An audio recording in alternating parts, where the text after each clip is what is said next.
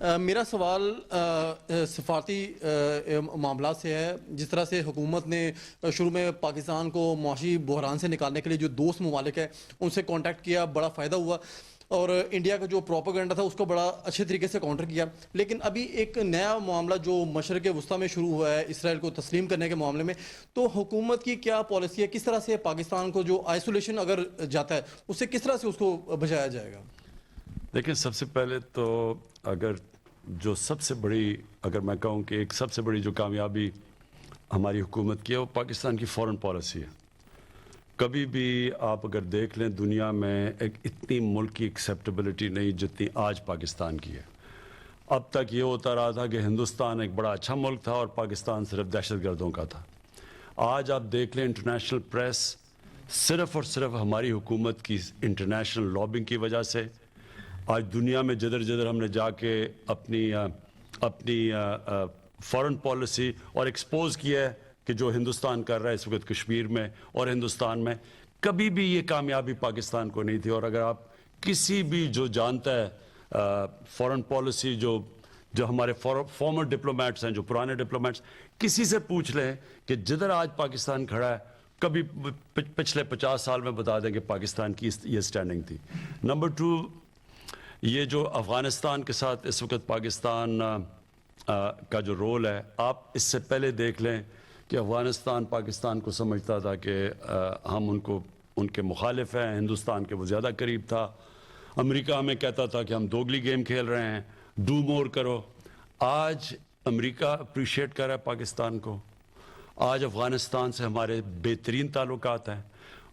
وجہ کیا اس کی کہ آج پاکستان کو دنیا یہ سمجھتی ہے وہ ملک جو کہ امن لے کے آ رہا ہے افغانستان میں, جس نے پوری کوشش کی سب سے پہلے کہ امریکی اور طالبان کی بات چیت کروائی اور اس کے بعد پھر افغان گورنمنٹ اور طالبان کو بٹھایا. وہاں مشکلات ہیں لیکن پاکستان کا ایک پازیٹیو رول دنیا آج اکنالج کر رہی ہے. آج ہمیں کوئی ڈو مور نہیں کہہ رہا.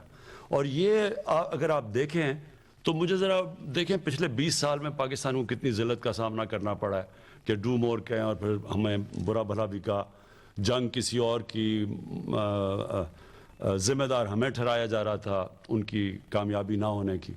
اور اگر آپ ہمارا ترکی سے اچھے تعلقات ہیں, ہمارے ایران سے اچھے تعلقات ہیں, سعودی عربیہ سے ہیں, یو اے ای سے ہیں, ہمیں کوئی کسی قسم کا پریشر نہیں تھا کہ جی ہم کہ اسرائیل کو ہم ریکگنائز کریں. پاکستان کا تو موقف ہے, قائد اعظم کی 1948 میں سٹیٹمنٹ دی ہوئی تھی کہ جب تک کہ فلسطینیوں کو ان کا حق نہیں ملے گا, انصاف نہیں ملے گا, ہم ان کو تسلیم نہیں کر سکتے, اور اسی پہ پاکستان کھڑا ہے. لاسٹ کویسچن یہ بتائیے گا خان صاحب کہ خان صاحب یہ بتائیے گا کہ ریور راوی اتھارٹی کے حوالے سے اور نیا شہر جو بنانے جا رہے ہیں اس کے حوالے سے میرا سوال ہے. ماضی کی اگر آپ 10-15 سال کی گورنمنٹس کا جائزہ لیں تو بڑے پروجیکٹ اناؤنس ہوئے اور وہ پروجیکٹ جو ہیں لوگوں کے اوورسیز کے اربوں بلینز آف روپیز آئے, لیکن وہ سارے جو ہے کہیں قبضہ ہو گیا, عدالتوں میں کیسز. یہ شہر جو جتنی آپ کی کریڈیبلٹی ہے آپ یہ بنا جائیں گے, لیکن جو جتنا ٹرسٹ ہے اوورسیز کو اور پاکستانیوں کو آپ کس طرح مینیج کریں گے کہ ان کا جو سرمایہ ہے وہ محفوظ رہے, اس پر کوئی قبضہ گروپ نہ آئے, جس طرح پولیٹیکل کچھ پارٹیز بھی ان کو جو ہے وہ پشت پناہی ان کی کرتی تھی. کیسے مینیج کریں گے لوگوں کی توقعات؟ دیکھیں, میں بار بار کہتا ہوں پاکستانیوں کو کہ ہمارا سب سے بڑا اثاثہ بیرون ملک پاکستانی ہے. ان کے ابھی تک ہم نے پاکستان میں وہ سسٹم ہی نہیں بنایا تھا کہ وہ اپنا پیسہ پاکستان لا سکیں. زیادہ سے زیادہ وہ کوئی پلاٹ لیتے تھے اور ان کے اوپر بھی قبضے ہو جاتے تھے. ایک تو یہ جو 2 بڑے پروجیکٹس ہیں ان کے اندر انشاءاللہ جو میں جانتا ہوں بہت زیادہ انٹرسٹ ہے اوورسیز پاکستانیز کا, جس کی وجہ سے ڈالر جائیں گے پاکستان میں, جس کی وجہ سے ہمارے فارن ایکسچینج ریزروز اوپر جائیں گے. لیکن جو دوسری بات کی آپ نے قبضوں کی, ہمیں پوری طرح ہم اب قبضہ گروپس کے پیچھے جا رہے ہیں. پنجاب میں خاص طور پہ ایک عثمان بزدار نے پوری ایک ان کی ٹیم سارے بڑے بڑے قبضہ گروپ کے پیچھے جا رہے ہیں. ابھی آپ کو لاہور کے قبضہ گروپ کی آوازیں سنیں گے, ابھی آپ چیخوں کی آوازیں سنیں گے, اور اس کے بعد بڑے بڑے قبضہ گروپ, اور یہ سارے ملے ہوئے تھے. ہم نے پوری طرح تفتیش کر کے یہاں تک پہنچے ہیں کہ قبضہ گروپس کو پولیٹیکل پارٹیز ان کو بیک کر رہی تھیں, یہ ان کے لیے پیسے اکٹھے کر کے دیتے تھے, یہ ان کے جلسے کراتے تھے, ان کو الیکشن میں پیسے دیتے تھے, اس کے بعد وہ ان کو پوری کوئی ایڈمنسٹریشن ان کو ہاتھ نہیں لگاتی تھی.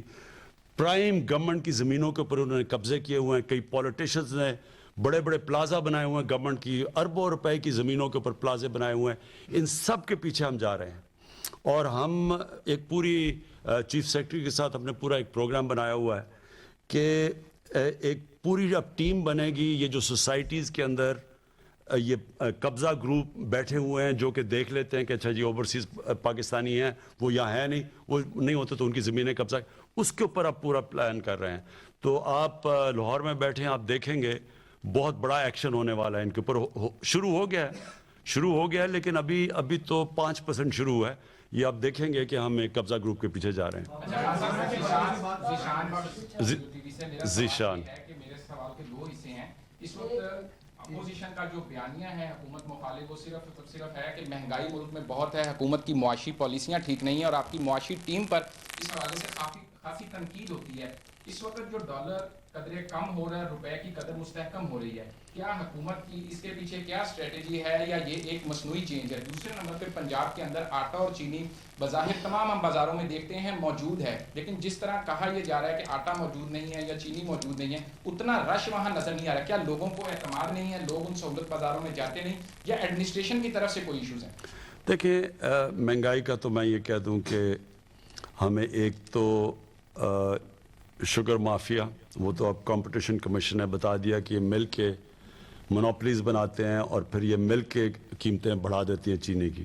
تو اس کے اوپر تو آپ دیکھ رہے ہیں کہ چینی کی بھی اب قیمتیں نیچے آنی شروع ہو گئی ہیں, اور اس کے اندر گورنمنٹ نے امپورٹ کی چیز سستی چینی لے کے آئے.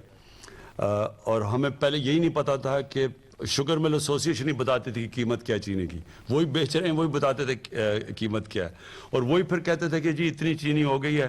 اور کئی تو اب انہوں نے جو چینی ہمیں بتائی وہ زیادہ بتا دی, بعد میں پتہ چلا کہ کم ہے, اور جب کم ہوتی ہے قیمتیں اوپر چڑھ جاتی ہیں. یہ پورا ایک ہمیں پہلی دفعہ تجربہ ہوا ہے کہ کس طرح ایک مل کے مہنگائی کی جاتی ہے. اور گندم کا مسئلہ ادھر سے شروع ہوا کہ 2 سال غلط ٹائم پہ بارش ہو گئی, کٹائی کے وقت بارش ہوئی, اس سے ہماری گندم کم ہو گئی.